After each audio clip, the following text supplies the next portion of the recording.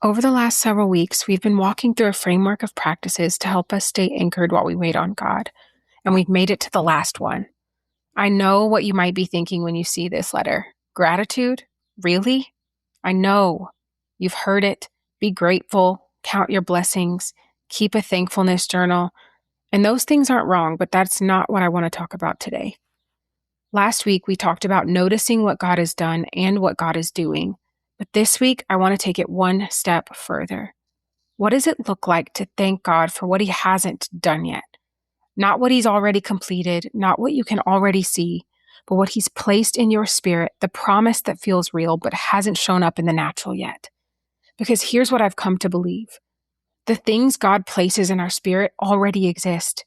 They exist in heaven, and in His timing, we are simply waiting for them to manifest before our eyes on earth. Which means thanking Him for them before they arrive isn't presumption, it's faith. Faith is the substance of things hoped for. It's the evidence of things not seen. And I want to tell you about a time where I had to live this out.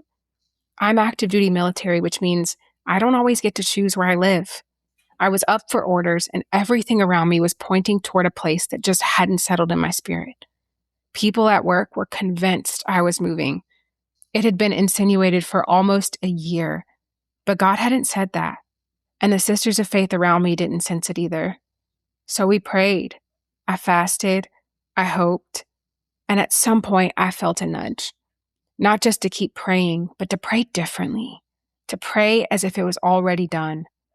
Not because I had evidence, not because anything had changed, but because I believed what God had placed in my spirit was already settled somewhere He could see, even if I couldn't. Shortly after, the person responsible for my orders called me out of the blue, after a year of signals pointing the other direction, and told me he had a change of heart. Today, I am exactly where God said I would be. That's prophetic gratitude. Thanking God not just for what He's done, but for what He's already established before your eyes can confirm it.